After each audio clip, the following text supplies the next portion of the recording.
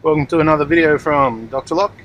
Just cruising through the burbs at the moment, and as you can see, it's pretty smoky. We've got bushfires going on, and they're going pretty strong. It wasn't as bad yesterday, but today's probably about the worst I've seen it in a few days. And if we're in the mountains, I'd say it'd be mist, but unfortunately it's smoke. It gives a lot of people irritated eyes and irritated throat, all that sort of stuff. It's pretty thick. Apparently New Zealand can see our smoke, which is quite a bit, and it can be visible from space. And it's the equivalent of smoking a full pack a day for somebody who's out and about in this type of smoke. That's what they said on the news. Anyway, so yeah, it's smoky, and I'm on my way to a job. This job, I'm reported, or they've reported to me that the foyer door isn't closing, isn't locking. So it's a foyer door for a building, so it could be a number of things. I'm guessing, just from that brief description, that it's either the electric strike, either not locking or constantly turned on, or the door closer not closing the door properly.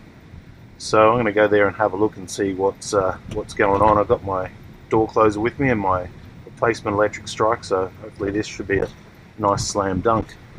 Even if it is smoky today, doesn't matter. Alright, let's get into it. Okay, so here we are, we have arrived.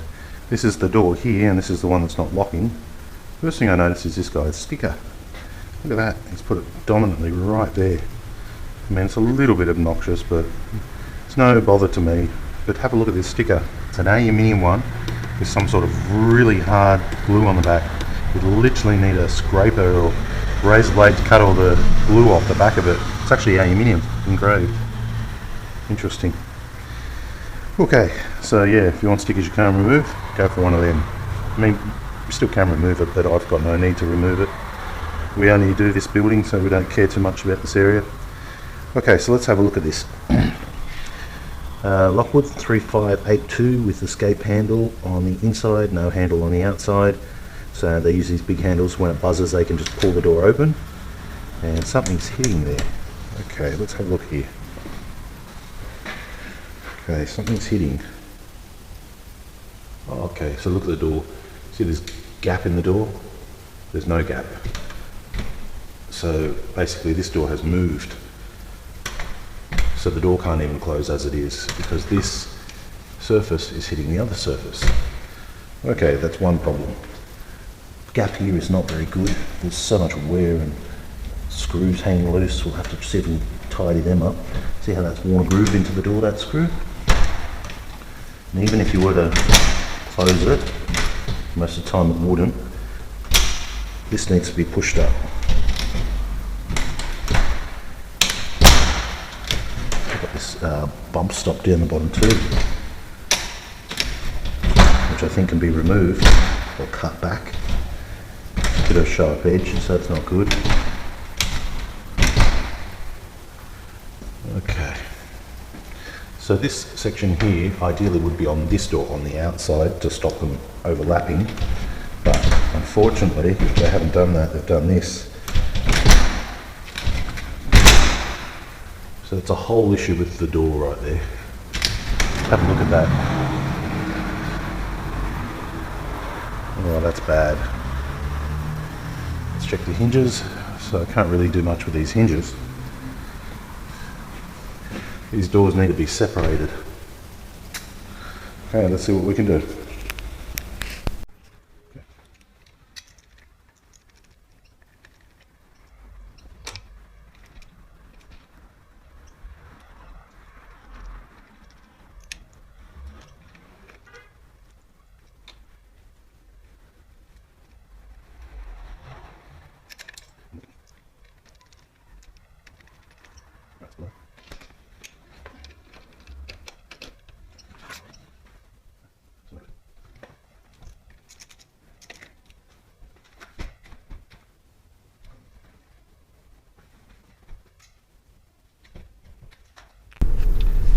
Okay, so just leaving that job, and yeah, really hate not being able to complete a job like that or do something.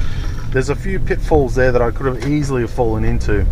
I mean, I've seen younger locksmiths grab out a hammer and start whacking out the side of the aluminium. you run the risk of breaking that glass, and if you break that glass, you're going to have the worst day ever. You know, they might insist, the customer might insist on a security guard sitting there until the glass is replaced.